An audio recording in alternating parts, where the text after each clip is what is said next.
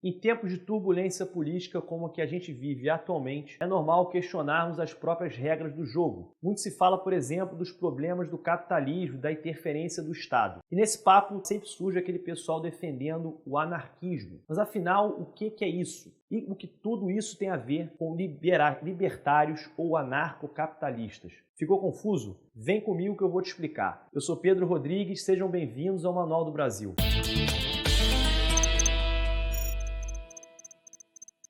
A palavra arcos no grego significa líder ou governante. Anarcos e anarquia significa, portanto, sem um governante. Dado a origem à palavra que temos hoje, o anarquismo é ao mesmo tempo um movimento social e uma filosofia política. O anarquismo defende a abolição do Estado, já que o considera desnecessário ou mesmo prejudicial. Anarquistas pensam que devemos ser bastante céticos quanto à necessidade de autoridades e hierarquias. Os anarquistas, a autoridade tem que ser sempre questionada, ser mais exceção que regra, principalmente se forem involuntárias e coercitivas. Esse é bem um resumão, mas vamos aprofundar um pouco cada ponto. No lugar dos estados, anarquistas propõem organizar a sociedade pela livre associação de indivíduos com decisões coletivas sendo tomadas diretamente por aqueles envolvidos na questão em um tipo de democracia direta, ou seja, sem a eleição de representantes. Auto-identificados anarquistas podem hoje ser poucos, mas no passado foram muito influentes, inclusive tendo sido por muito tempo mais numerosos no movimento operário que seus rivais marxistas. Outro grupo que é importante discernir em relação aos anarquistas são os libertários. Qual a distinção entre esses dois grupos? A gente já vai ver isso daqui a um pouquinho. Mas se antes é a sua primeira vez aqui no nosso canal, já se inscreve apertando esse botão vermelho aqui embaixo. Não deixa de apertar o sininho para você não correr o risco de perder os vídeos que a gente ainda vai lançar nos próximos dias.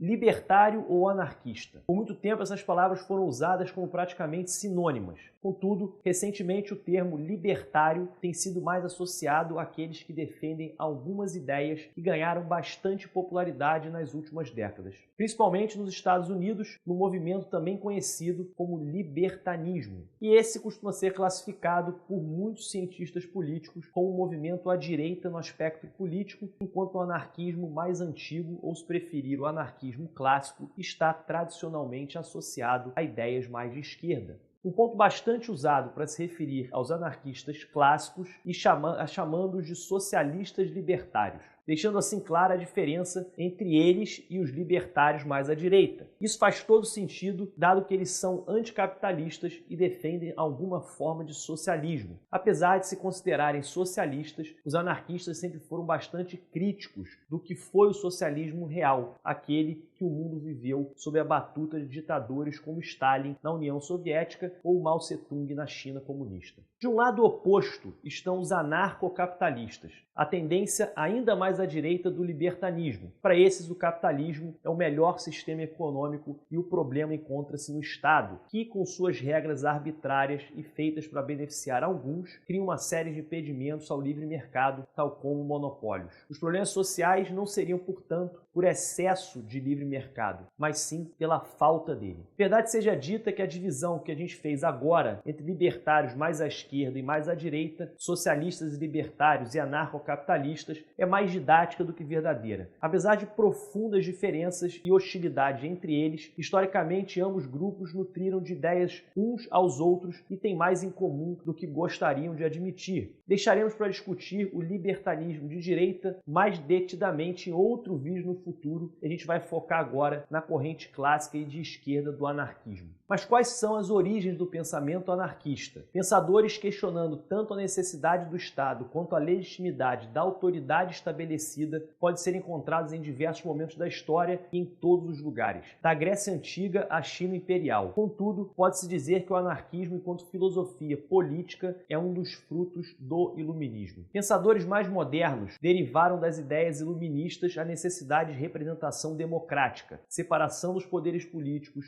freios constitucionais e demais limites à autoridade do rei, criando assim o que chamamos de democracia representativa ou democracia liberal, aquela que hoje é adotada em boa parte do mundo. Contudo, alguns pensadores mais radicais levaram o debate para outros lugares. Afinal, qual seria a necessidade de termos uma autoridade, um líder ou um Estado para nos comandar? Surge assim o anarquista, o filho rebelde do iluminismo e ainda mais questionador que seu irmão liberal. Muitos consideram William Goldwyn o pai do movimento anarquista. Ele defendia que o controle do homem pelo homem era algo intolerável. Para Goldwyn, chegaria um dia em que cada um, fazendo o que lhe parece certo e conforme sua razão, estaria também fazendo o que de fato é melhor para toda a comunidade. Outro pai bastante controverso do anarquismo é Max Stirner. Ele é tido como o criador do anarquismo individualista e influenciou fortemente o famoso filósofo Friedrich Nietzsche. Sua filosofia, o egoísmo, defende que todo mundo é movido por seus próprios desejos.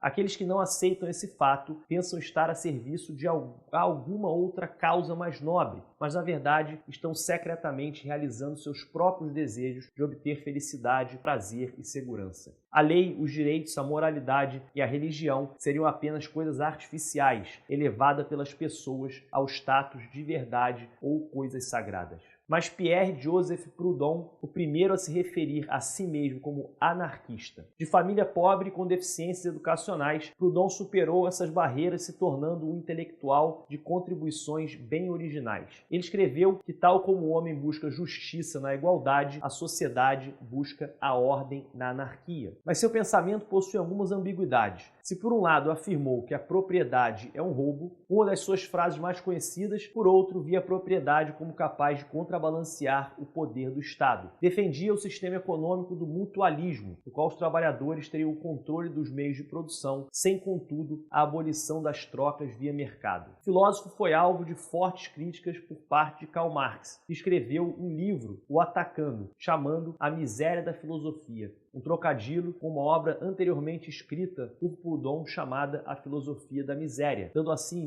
início à rixa histórica entre anarquistas e marxistas. Mikhail Bakunin é o herdeiro dessa desavença e passou a criticar Marx pelo que entendia ser sua inclinação autoritária. O filósofo rejeitava veementemente a ideia defendida por Marx de criar o que ele chamava de ditadura do proletariado, ou seja, uma ditadura dos trabalhadores, identificando o risco autoritário presente nessa ideia. Para os anarquistas não existe ditadura do bem. Com perspicácia, Bakunin detectou nisso o risco da formação de uma nova classe, composta por burocratas e intelectuais, que comandariam o Estado supostamente em nome dos trabalhadores, mas que no fundo estariam representando apenas seus próprios interesses. Desse ponto de vista, qualquer semelhança não é mera coincidência. Um tema bastante controverso na história do movimento anarquista é a legitimidade ou não do uso da violência política para alcançar seus fins. Historicamente, alguns anarquistas se engajaram em atentados contra ricos e políticos. Esses atos pretendiam inflamar o espírito de revolta no povo e demonstrar que o Estado não era tão forte e poderoso assim. Afinal, ele não era capaz de impedir esses assassinatos, podendo assim ser vencido. Na outra ponta, o anarquismo também foi a filosofia adotada por diversos pacifistas, tal como muitos que participaram do movimento hippie. Aqui, outro nome relevante tem que ser citado. É do famoso escritor russo Léo Tolstói. Sim, ele, além de escrever grandes obras da literatura mundial como Guerra e Paz e Ana Karenina, Tolstói se declarava um anarquista, inclusive sendo considerado o criador desse anarquismo pacifista. Nisso, acabou por influenciar o famoso Mahatma Gandhi, com o qual manteve correspondência. Gandhi, por sua vez, influenciou Martin Luther King. Foi pela filosofia da resistência à não autoridade, através da não violência e pela desobediência civil,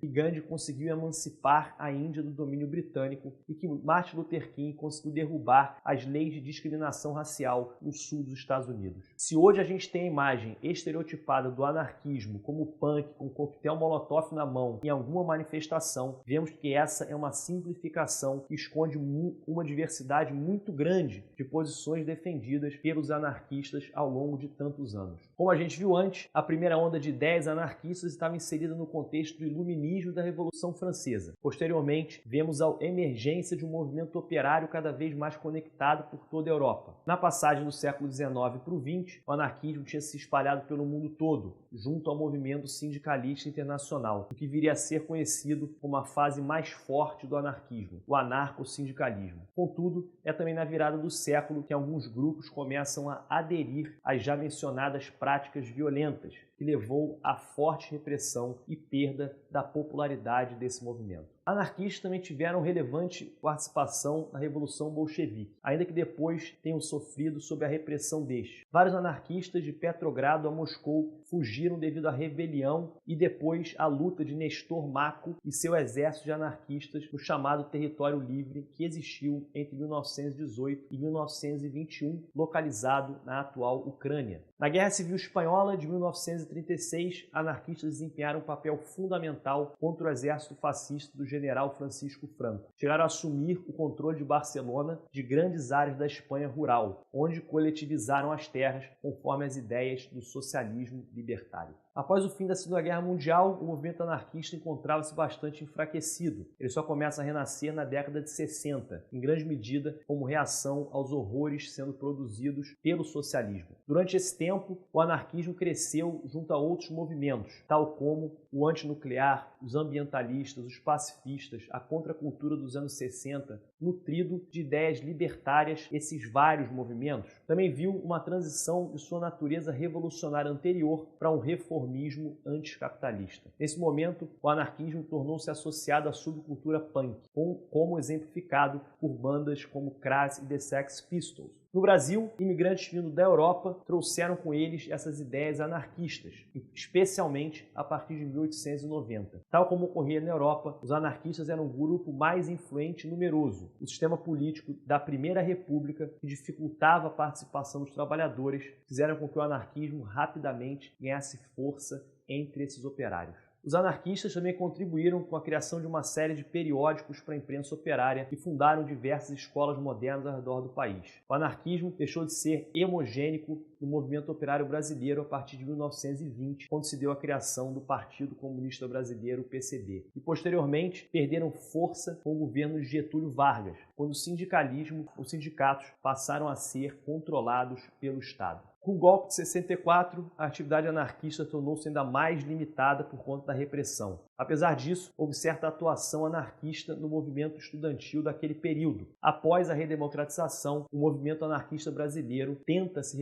reconstruir. Os anarquistas, desde então, mantêm sua participação em ações coletivas, como sindicatos, associações comunitárias, mobilizações estudantis, de sem-teto, sem terra e em ondas de protestos, como os protestos de 2013 e as manifestações contra a Copa do Mundo em 2014. E esse é, de modo bem resumido, a história do movimento anarquista e as ideias que os anarquistas defendem. E você? O que você pensa sobre o anarquismo? É possível viver em um Estado ou uma sociedade sem hierarquia? Toda autoridade deve ser questionada? Comente aqui embaixo sobre os temas que você gostaria de ver abordados aqui no canal. A sua ajuda é essencial para fazer o Manual do Brasil crescer cada vez mais. Por isso não esquece de dar o seu like e compartilhar com todos os seus amigos e familiares. Valeu e até o próximo vídeo.